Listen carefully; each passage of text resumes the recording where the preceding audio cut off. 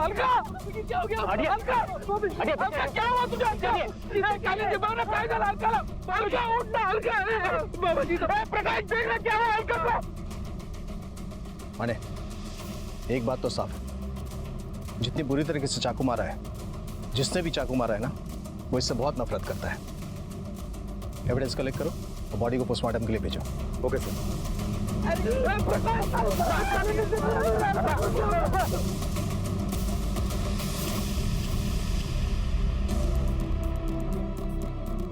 Sir postmortem report के मुताबिक अलका का कत्ल दोपहर 12 से 1 बजे के बीच में हुआ, जब वो अपने खेत पर गई थी. और जिस चाकू से उसका कत्ल हुआ वो चाकू लगभग बॉडी से 50 मीटर दूरी पर मिला, लेकिन उस चाकू पर किसी के भी उंगलियों के निशान नहीं मिले. इसका मतलब है कि जो मारने के लिए आया तो पूरी तैयारी के साथ आया था. माने अलका अपनी प्रॉपर्टी ट्रस्ट के नाम करने के लिए वसीयत बनाने वाली थी. इस वसीयत से किस किस को नुकसान हो सकता था? सर अशोक, कालिंदी, प्रकाश, कविता, विभा, अनिशा, इनफैक्ट सबको ही नुकसान होने वाला था. कल मैं 12 से 1 बजे के बीच घर में ही थी. मेरी तबीयत ठीक नहीं थी, इसलिए मैं अपने कमरे में सो रही थी. सर मुझे एक जरूरी काम था, इसलिए कल मैं फैक्ट्री में ही था. मैं भी अपने कमरे में ही थी. सर सब लोग अपने अपने कमरे में थे. घर में कुछ काम नहीं था तो मैं घर में मंदिर की सफाई कर रही थी. माने अगर सबके सब घर में थे तो फिर अलका को मारा किसने? एक काम करो, सबकी मोबाइल लोकेशन निकालो, पता चल जाएगा कौन कितना सच बोल रहा है और कितना झूठ. सर मोबाइल लोकेशन रिपोर्ट के मुताबिक जिस वक्त अलका का कत्ल हुआ उस वक्त विभा घर पर नहीं, बल्कि जहां अलका का कत्ल हुआ उसी जगह के आसपास थी. हमने वहां जाकर पूछताछ की तो वहां के लोगों ने भी कंफर्म किया है कि उसे वहां देखा गया था.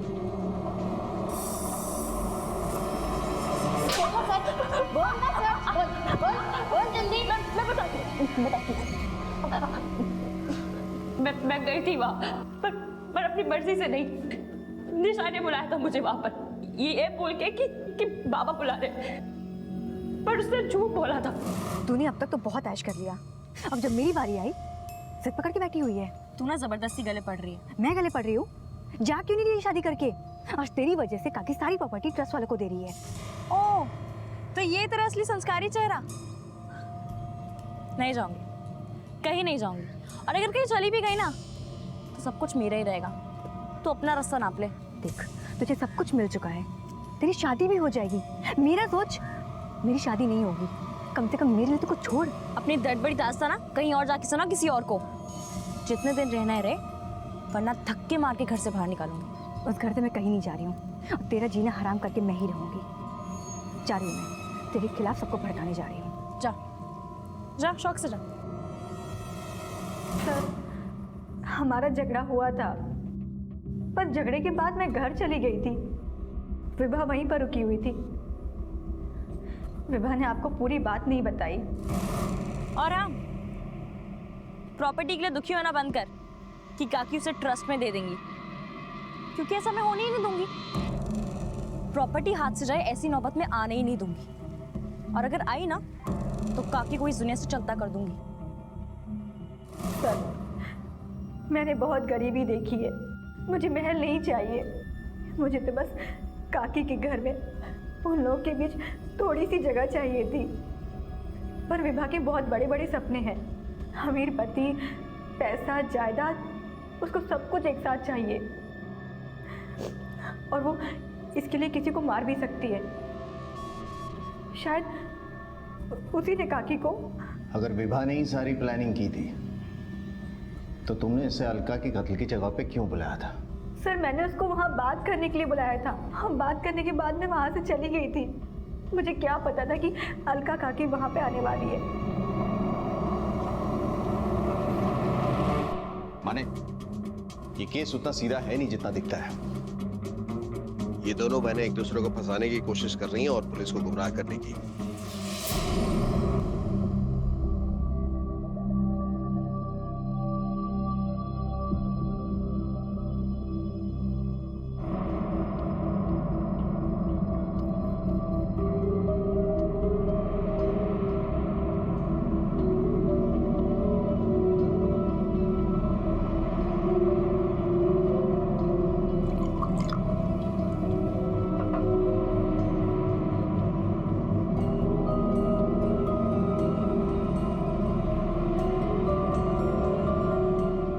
मैंने आपको एक काम किया, अब आपको मेरा काम करना होगा। आपको पुलिस को बताना होगा कि आपको शक है कि अलका काके का खून निशा ने किया। मैं ऐसा कुछ नहीं कहूंगा। विभा वो तेरी बहन है, भांजी है वो मेरी। मैं ऐसे कैसे कह सकता हूँ? पक्का नहीं बोलेंगे? ठीक है।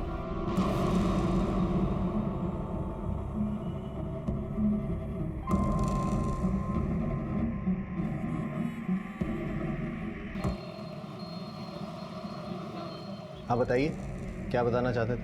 सर मुझे शक है कि निशा ने अलका का खून किया है। काका, ये आप क्या बोल रहे हैं? चुप रहो। काका, पाटिल मैडम। काका प्लीज आप सही बोलिए प्लीज। काका आप रहो इधर। एक्चुअली निशा चाहती थी कि हम उसे गोद ले ले, पर अलका ने साफ मना कर दिया था। और उस रात जब ये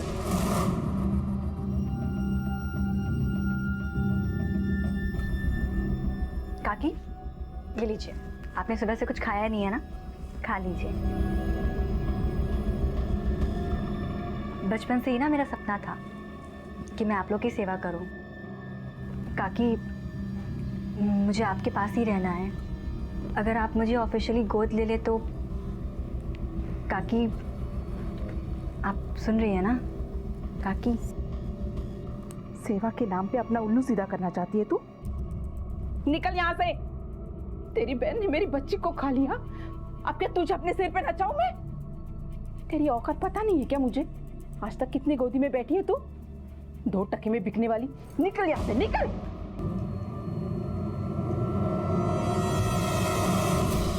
क्या कहा आपने? दूर रहना मेरे से। 2 टके की औरत? हाँ? निशा, दूर रहना मेरे से। 2 टके वाली? निशा, मेरी औकात? देखना, दूर रहना। मैं कह रही हूँ दूर। निशा क्या कर रही हो? निकल से बाहर। निकलो यहाँ से। खड़े रहो सीधा। हे भगवान, कैसे इतने दिन शरीफ होने का नाटक कर रही थी ये लड़की। तेरे दोनों बेटियों ने भाव का जीना हराम किया। कालिंदी तू चुप बैठ, तुम सब लालची हो, लालची। काका सर बोलिए प्लीज, मैंने तो कुछ नहीं किया है। पाटिल मैम, ले चलो इसे। काका मेरी बात सुनो। निशा मेरी बच्ची, निशा।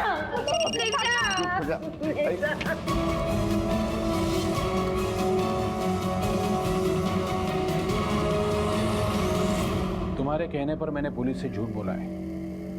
मुझे मालूम है निशा ने अलका को नहीं मारा, क्योंकि जब अलका का खून हुआ था तब निशा घर पर ही थी। मुझे भी पता है उसने नहीं मारा, पर अगर आपने किसी को सच बताया ना तो फिर मैं दुनिया को वो बताऊंगी जो किसी को नहीं पता, और फिर ये लोग और पूरी बिरादरी आपके मुंह पर थूकेगी।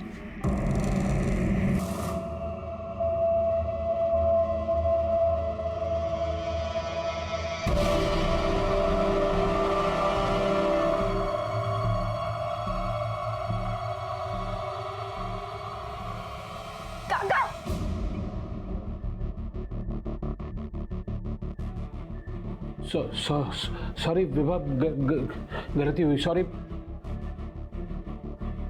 विभा। जब आपको और आपकी बीवी को मेरी जरूरत थी तो मुझे लेकर आ गए, फिर जब शिखा आई तो मुझे कचरे में फेंक दिया। हमेशा यूज किया मेरा। अब मेरी बारी। अब मैं आपको इस घर को अपनी मर्जी से चलाऊंगी। देखती हूँ कौन रोकता है मुझे। कहीं ऐसा तो नहीं कि अलका को तुमने मारा है? काश मैं मार पाती, पर मुझे इस पुलिस के डंडे नहीं खाने। इसलिए अब जो कुछ भी होगा मैं दूसरों को आगे करूंगी, फिर चाहे वो मेरे सगे हों या सौते हुए।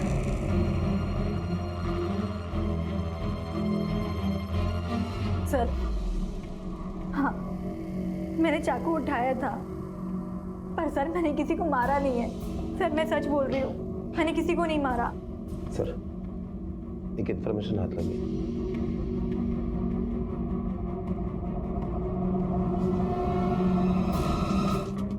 बोलो क्या?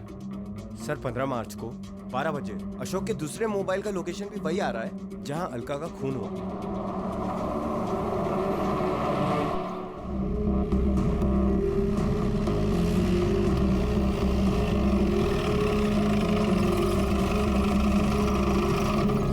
उसकी जिम्मेदारी से मुंह मोड़ लेते हैं, और ऐसा करके हम कई बार जुर्म को दावत देते हैं। इसलिए बेहद जरूरी है कि हम जो भी फैसले लें उन्हें सोच समझ कर लें और उन्हें पूरी जिम्मेदारी से निभाएं। वरना हमारा यह गैर जिम्मेदाराना बर्ताव किसी को अपराध करने के लिए बढ़ावा दे सकता है, जो हैवानियत की सारी हदों को लांघ सकता है। अक्सर आपने बहू को जलाकर मारने के अपराध के बारे में सुना होगा, लेकिन यहां एक बेटी को जलाया गया था।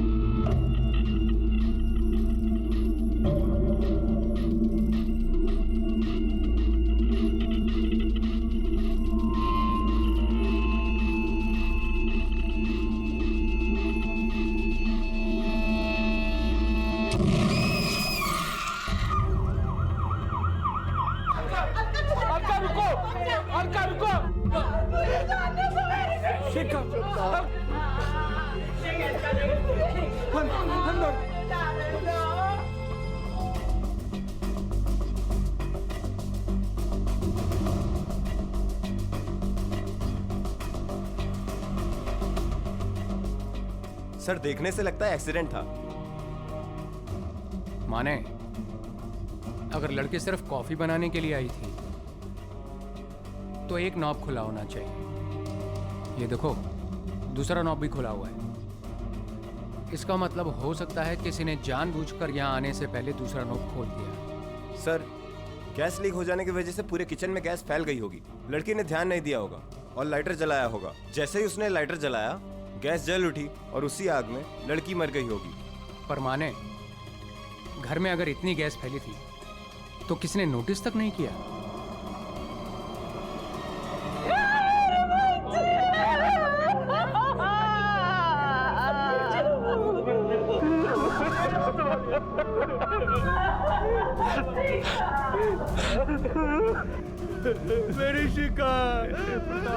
मेरी शिका के साथ ये क्या हो गया? देखिए, आप लोगों की हालत क्या है मैं समझ सकता हूँ, पर कुछ पूछताछ करनी है। क्या आप में से किसी को भी गैस लीक होने की स्मेल नहीं आई? कैसे आती साहब, हम सब लोग तो सो चुके थे। क्या शिखा हर रोज अपने लिए रात में कॉफी बनाती थी? सर, जब वो रात में पढ़ाई करती थी तब उसको कॉफी पीने की आदत थी जो वो खुद बनाती थी। और उसकी इस आदत के बारे में आपके परिवार में किस किस को पता था? सब जानते हैं सर। सर, आप ये सब क्यों पूछ रहे हैं? क्योंकि हो सकता है कि ये एक्सीडेंट नहीं, प्री प्लान्ड मर्डर है। किसी ने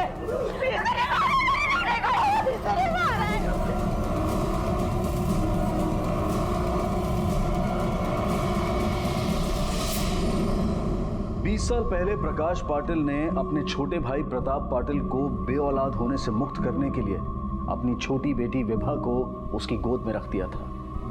बड़ी बेटी निशा गरीबी में पलती रही और छोटी बेटी विभा रईसी में। फिर अचानक ऐसा क्या हुआ कि उसी गोद ली हुई बेटी पर आज प्रताप और अलका हत्या का आरोप लगा रहे थे। प्रतापने स्वतःहून फोन करून बोलवलंय। विवाह की शादी तय करने जा रहे हो लोग। बेटी के शादी का सवाल है तो जाना ही पड़ेगा ना। ए चल, आटा तुझा लोग का। अभी थोड़ी देर में सुबह हो जाएगी, 6 बजे की गाड़ी पकड़नी है। जा निशा, ए पूरी, ठीक है? तो अभी तैयार नहीं हुई? क्योंकि मैं नहीं जाना चाहती। क्यों? ए बुरी, अरे विभा तेरी बहन है, उसकी शादी हो रही है, तुझे तो खुश होना चाहिए।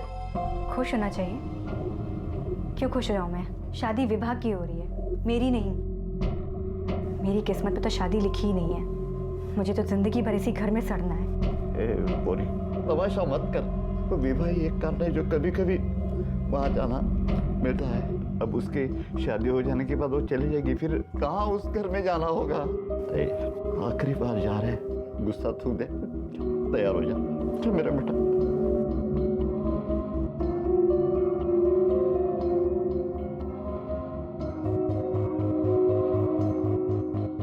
ये तो मैंने सोचा ही नहीं।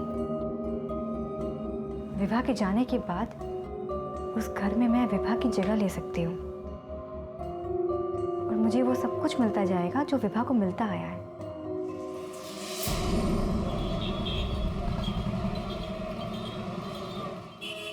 विभा के लिए मैंने ये लड़का पसंद किया है।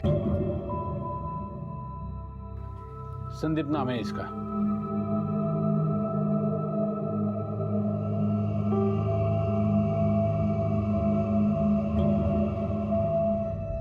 किस्मत खुल गई विभा की। एक लौता लड़का है, बहुत पैसे वाला है। जयसिंहपुर में 20 एकड़ जमीन है उसकी।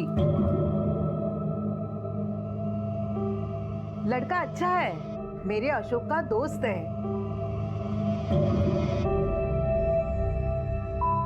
अरे काकी, आप क्यों परेशान हो रही हैं? लाइए मुझे कीजिए। पूरी बात बताइए ना। हाँ, दरअसल हम दोनों सोच रहे थे शादी से पहले एक बार आप इस लड़के से मिल लो। विभा आप ही की बच्ची है, इसलिए गांव से बुलाया।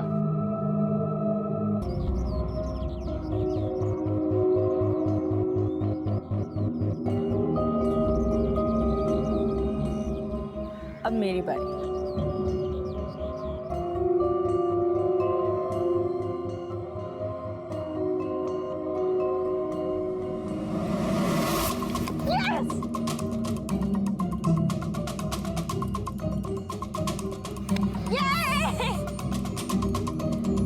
चल बोल दे।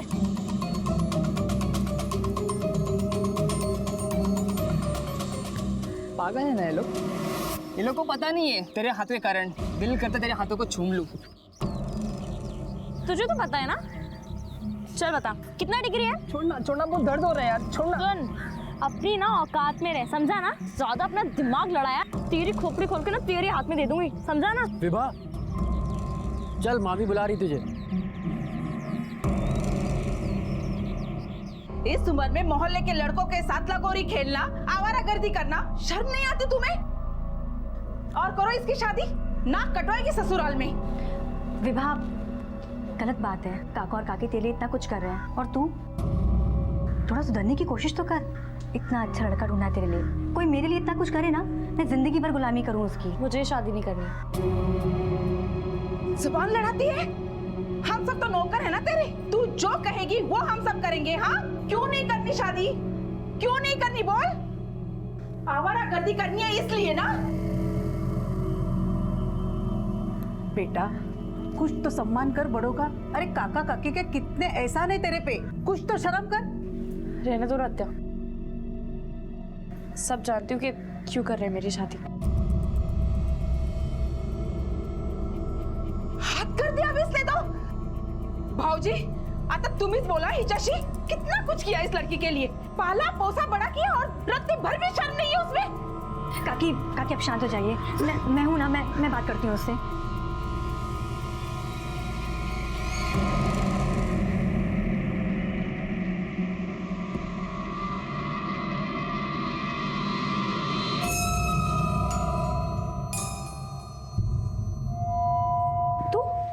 तू मेरे कमरे में क्यों आई है? निकल ऐसे। तुझे सब कुछ कितने आसानी से मिल गया ना। अब तो तेरी शादी भी अच्छे घर में होने वाली है, एक अच्छे लड़के के साथ। लड़का 40 साल का बुढ़ा है वो, और ऊपर से उसकी दूसरी शादी है। दूसरी शादी तो क्या हो गया, घर दे रहा है, नाम दे रहा है, और क्या चाहिए तुझे? घर और नाम से ज्यादा डिजर्व करती हूँ मैं। देख विभा, जो मिल रहा है ले ले, वरना कल को ऐसा ना हो जाए कि मैं निशा नहीं विभा हूँ, समझी? तू होती कौन है मुझे सलाह देने वाली? हाँ, तू मेरी सगी बहन जरूर है, पर मैं तुझे अपनी बहन नहीं मानती।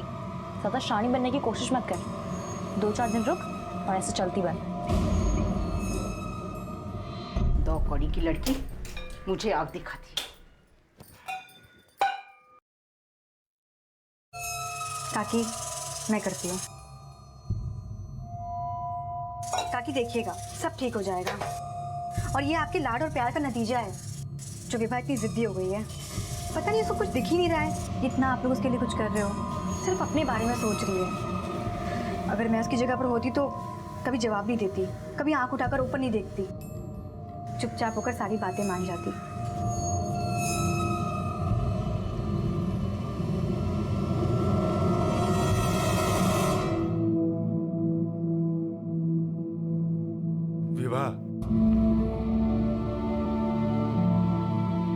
ऐ पोरिया इधर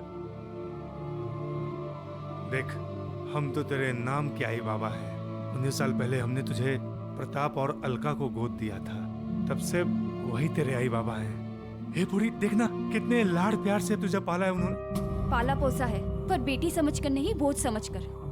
और अब ऐसे किसी से भी मेरी शादी करवाना चाहते हैं ताकि उनका बोझ हल्का हो सके। मैं शादी नहीं करूंगी मतलब नहीं करूंगी। जिसे जो समझना है वो समझे। मैं भी देखती हूँ तू ये शादी कैसे नहीं करती। कल लड़के वाले आ रहे हैं, अगर उनके सामने कोई नाटक किया तो अपना बोरिया बिस्तरा बांध लेना, समझी?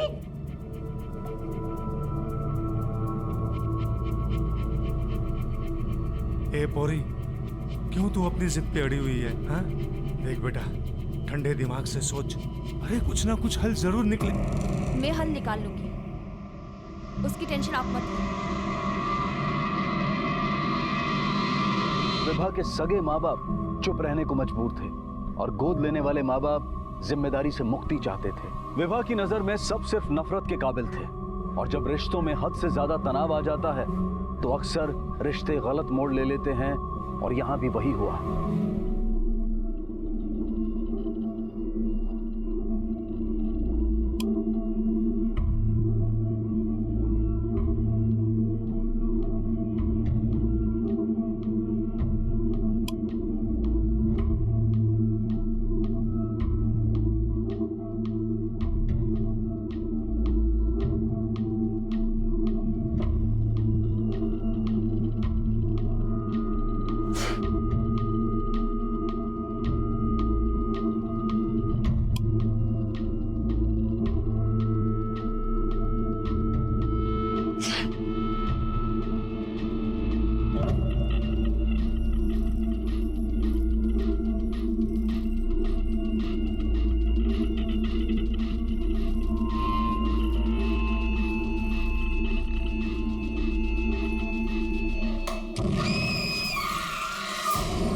कौन थी ये शिखा जिसकी हत्या का आरोप विभा पर लगा था? आखिर क्या रिश्ता था विभा का इस लड़की से? विभा अपने गोद लेने वाले माँ बाप से अपनी शादी को लेकर नाराज थी, तो फिर इस मासूम लड़की को मारकर उसे क्या मिलने वाला था? सर, शिखा पाटिल के पोस्टमार्टम रिपोर्ट के मुताबिक उसकी मौत जलने से ही हुई है। गैस सिलेंडर प्रोवाइडर कंपनी के रिपोर्ट के हिसाब से 15 दिन पहले ही चेकअप हुआ था, और उसमें ऐसा कोई डैमेज नहीं था जिससे यह हादसा हो सके। इसका मतलब वो दूसरा नॉब कुछ देर पहले ही खोला गया था।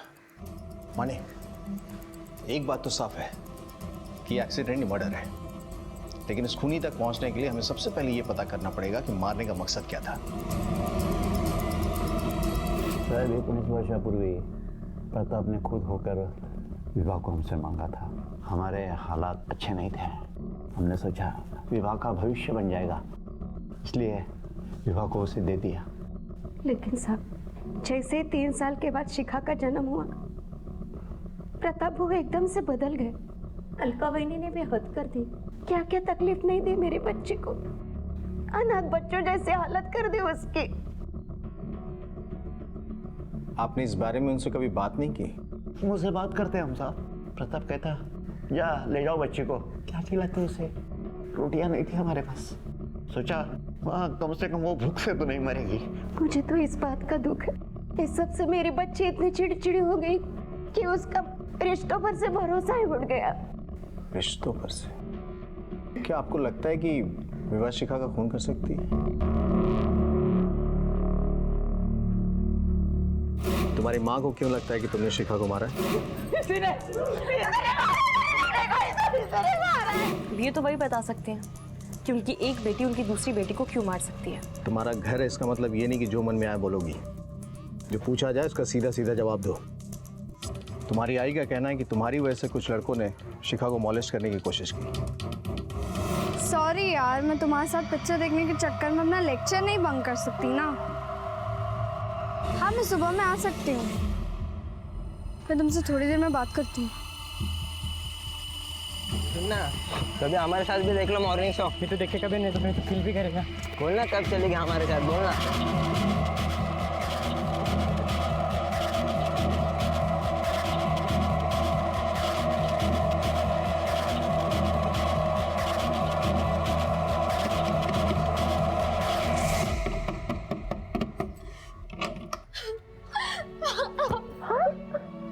बेटा क्या हुआ?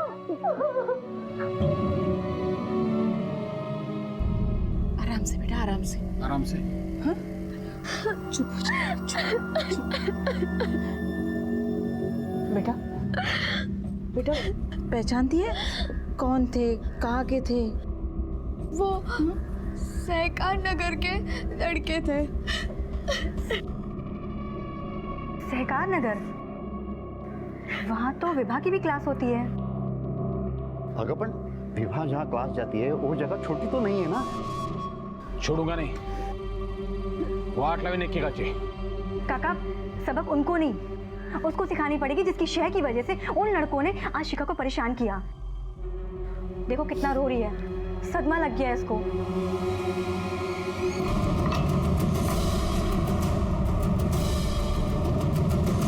तुझे नहीं छोड़ूंगी। चल, छोड़ तेरा पोल खोल के रखूं। चल तू, चल चल, बहुत शानी बनती है। चल, मेरी बेटी के साथ ऐसा करेगी तू? हाँ, ना परेशान करेगी हम लोगों को। तू नहीं भेजे थे ना वो मवाली गुंडे मेरी बेटी को परेशान करने?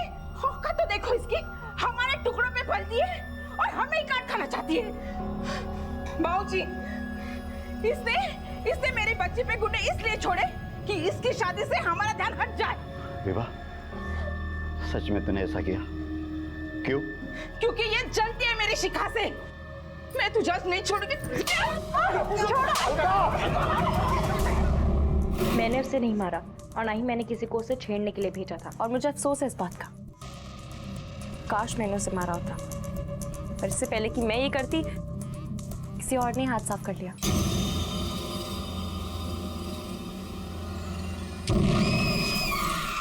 लेकिन तुम शिखा से इतनी नफरत क्यों करती थी? क्योंकि मेरी इस हालत की जिम्मेदार शिखा ही थी। मतलब? जब बच्चा नहीं था तो मुझे मेरे आई बाबा से गोद मांग लिया, फिर जब खुद की बेटी हुई तो मुझे बोझ समझने लगे। मेरे पास घर तो है पर घर वाले नहीं है। विभा आपकी गोद ली हुई बेटी थी, इसलिए आप उसके साथ भेदभाव करती थी? भेदभाव? खाना, कपड़ा, सर पे छत, सब कुछ तो दिया था मैंने उसे, लेकिन इतने से उसका पेट कैसे भरता? क्योंकि उसकी नियत ही खराब थी। उसे कितना भी दो सब हजम कर जाती है और फिर से भिखारी की तरह हाथ फैलाती है। उससे मत बन गई है वो। और इसी मुसीबत से छुटकारा पाने के लिए आपने उसकी शादी एक तलाकशुदा आदमी से तय कर दी थी। तो ऐसा कौन सा राजकुमार मिलने वाला था उसे? कम से कम हम उसकी शादी तो करवा रहे थे, लेकिन इस सब का एहसान मानने के बदले उसने मेरी बेटी को। उस हादसे से पहले किचन में आखिरी बार किसको जाते देखा था आप लोगों ने? निशा। निशा?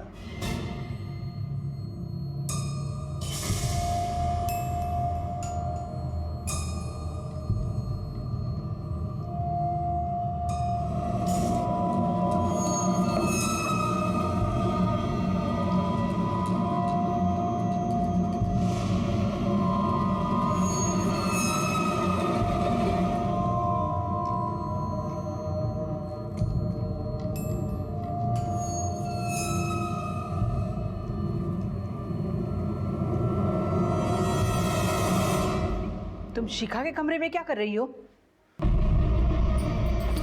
तुम्हारी हिम्मत कैसे हुई मेरी बेटी की चीजों के हाथ लगाने की? छोटी तो छोटी, ये बड़ी भी आंखें गड़ाए बैठी है। जिसे देखो ये घर हड़पना चाहता है।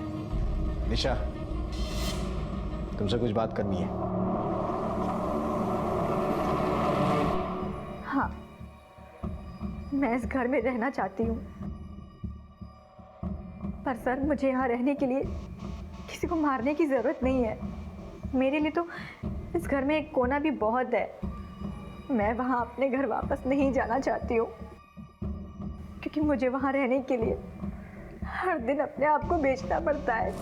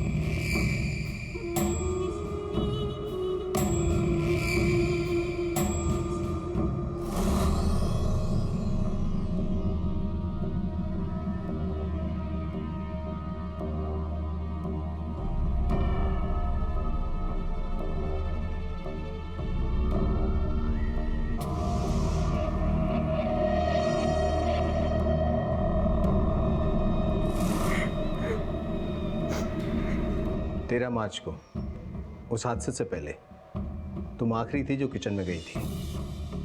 तुमने वहां गैस लीक की कोई स्मेल आई थी? नहीं सर, मुझे गैस की कोई स्मेल नहीं आई थी और किचन में सारा काम खत्म करने के बाद करीबन 9:30 बजे मैं वहां से निकल चुकी थी। माने, फैमिली में कई लोगों के पास शिखा को मारने का मकसद है।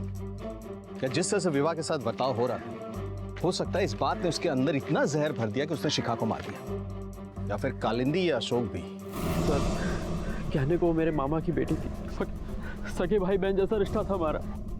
एक ही घर में बचपन से पले बड़े थे हम। हमें इंक्वायरी से पता चला है कि दो बेटियां होने के बावजूद तुम प्रताप पाटिल के काफी करीब थे, अपनी बेटियों से ज्यादा मानते थे तुम्हें। अगर बेटियां नहीं होती तो वारिस भी शायद तुम ही होते। सर, ये तो लोगों का मानना है, इसमें मैं क्या कर सकता हूँ। मामा की फैक्ट्री में बिना किसी शिकायत के, बिना किसी डिमांड के दिन रात मेहनत की। मामा मुझे बहुत भरोसा करते हैं, बहुत प्यार करते हैं मुझसे, शायद इसीलिए लोग ऐसा समझते हैं। पति के मौत के बाद प्रताप ने अपने घर में सहारा दिया। बहुत एहसान है उसके अब पर। और शिखा तो मेरी बेटी जैसी थी, सब बेटी जैसी थी। क्योंकि डायरेक्टली इनडायरेक्टली इन दोनों को भी फायदा होने वाला था, और शक तो वैसे भी विवाह पे जाना था। उन लड़कों के बारे में पता चला जिन्होंने शिखा को मॉलेस्ट करने की कोशिश की थी?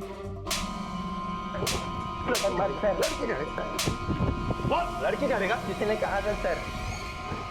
किसने कहा था? सर, विभा ने कहा था मेरे को। हाँ सर, मैंने उन्हें शिखा को छेड़ने के लिए भेजा था। क्यों? क्योंकि मुझे शादी नहीं करनी थी और मुझे पता था कि शिखा को छेड़ने की बात को सब इतनी इंपॉर्टेंस देंगे कि सब मेरी शादी की बात भूल जाएंगे।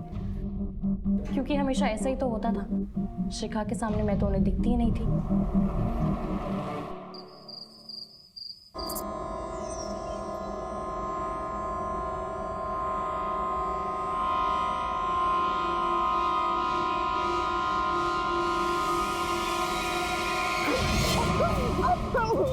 छोड़ूंगी नहीं तुझे, मार डालूंगी मैं, छोड़ तुझे, मैं तुझे छोड़ूंगी नहीं, मार डालूंगी मैं तुझे, मैं तुझे जिंदा नहीं छोड़ूंगी, तुझे मेरे बच्चे मर जाएगी वो, इसे मार के ही शांत होंगी मैं अभी। क्या सोचा था तूने? मेरी बेटी को मार के उसकी जगह लेगी? सब तुझे मिल जाएगा, भिखारी बना दूंगी तुझे, एक एक पैसा ट्रस्ट में दे दूंगी, खुदी कौड़ी नहीं मिलेगी किसी को। अलका, अलका तो शांत हो, अलका, जा, क्या है?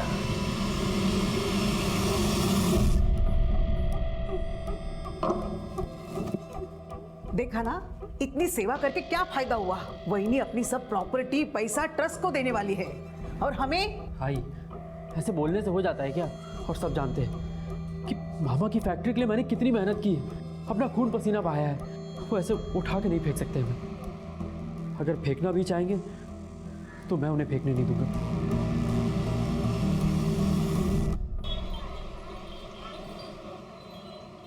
थोड़ी गड़बड़ कशासाठी? थोड़ा थोड़ा ठंडे दिमाग से सोचा। जितना सोचना था सोच लिया। हम आज के आज ही अपनी वसीयत बनाएंगे। मैं नहीं चाहती कि कोई मेरी बेटी की मौत की खुशियां मनाए। मैं भी देखती हूँ जिस जायदाद के लिए मेरी बेटी का खून किया है उसे एक पैसा भी कैसे मिलता है। ठीक है, जो तुम्हें करना है वो। अशोक, प्रॉपर्टी के डिटेल्स ले आओ। जी।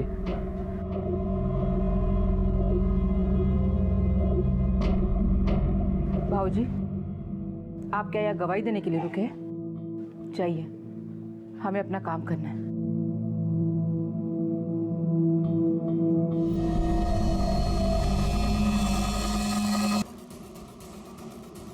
कौन कौन था यहाँ? सर, यहाँ मैं और अशोक सर थे।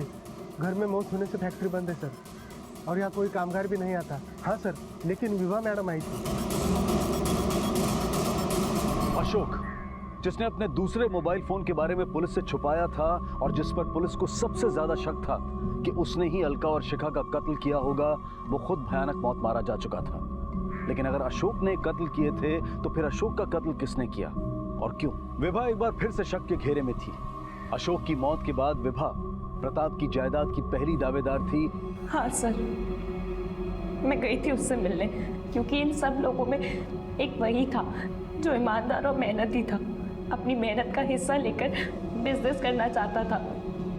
पर जब काकी ने सारी प्रॉपर्टी ट्रस्ट के नाम करने की बात की तो वो टूट गया था। मैं उसे ये समझाने के लिए गई थी कि कहीं वो कोई गलत कदम ना उठा ले, पर उसने बताया कि वो गलत काम कर चुका है। कौन सा गलत काम? मैंने उससे बहुत पूछा, पर उसने नहीं बताया कि उसने क्या किया, तो मैंने भी ज्यादा जोर नहीं डाला। सोचा जब मूड ठीक होगा तब पूछ लूंगी।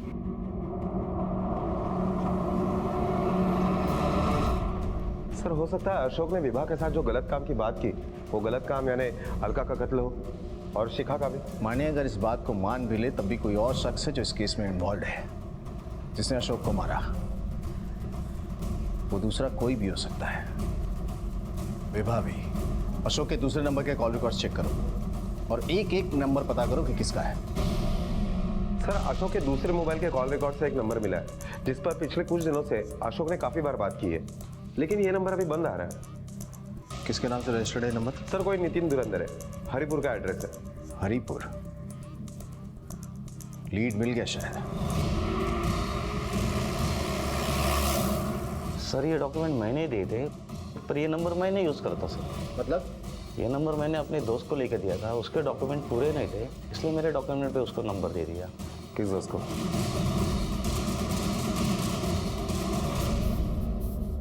सारी जिंदगी गरीबी में कट गई, सोचा बच्चों का भला हो जाएगा। हाँ, लेकिन उस दिन जब अलका विभा के बालों को खींच कर ले आ रही थी तब ना परेशान करेंगे हम लोगों को।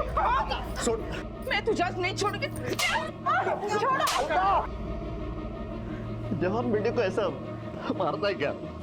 तब मैंने ठान ली, जिस शिखा की वजह से मेरी विभा की ये हालत हुई है उसे मैं जिंदा नहीं छोड़ूंगा। फिर शिखा के मरने के पास अलका और प्रताप के पास दूसरा कोई विभा के सिवाय चारा ही नहीं है मेरा।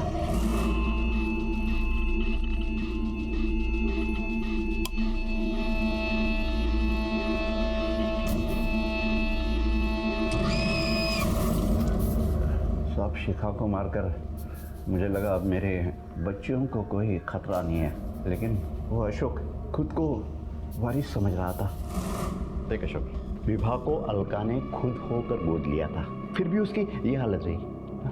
अब तू सोच तुझे क्या मिलेगा? वो एक पैसा सुधा तुराती देना नहीं।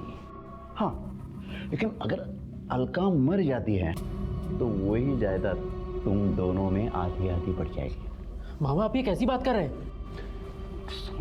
शोक, मैं सही बात कर रहा हूं। सब तो फिर जायदाद दान में ही जाने वाली है। मेरी बात अशोक के समझ में आ। बच्चे यहाँ किसी के सामने हाथ जोड़े, किसी का मुंह ताके, किसी की मोहताज पर है। मैं नहीं चाहता था सब ये सब उनके लिए किया। बेटियों को इतनी फिक्र थी ना तो उसे कमा के खिलाता, लूट कर या जुर्म करके नहीं। प्रकाश को अशोक और शिखा के कत्ल के जुर्म में गिरफ्तार किया गया। इंसान का स्वार्थी और लालची होना जुर्म की सबसे पहली सीढ़ी है, और यहाँ ये कहानी शुरू हुई प्रताप और अलका के मतलबी होने से और अंत हुआ प्रकाश के कामचोर और कमजोर इंसान होने पर, जिसने समझदारी और मेहनत की बजाय जुर्म के आगे घुटने टेक दिए, और इनकी गलतियों की सजा भुगती इनके बच्चों ने। कई बार हम जिंदगी में जो फैसले लेते हैं उन्हें हम ठीक से निभा नहीं पाते हैं, जानबूझकर उसकी जिम्मेदारी से मुंह मोड़ लेते हैं, और ऐसा करके हम कई बार जुर्म को दावत देते हैं। इसलिए बेहद जरूरी है कि हम जो भी फैसले लें उन्हें सोच समझ कर लें और उन्हें पूरी जिम्मेदारी से निभाएं। इसी विचार के साथ अब मैं अनूप सोनी आपसे विदा लेता हूं। फिर मुलाकात होगी अगले एपिसोड में एक और चौंका देने वाले केस के साथ। तब तक अपना और अपने परिवार का ख्याल रखें और देखते रहें क्राइम पेट्रोल डायल 100। सबक एक को सीख हम सबको। जय हिंद।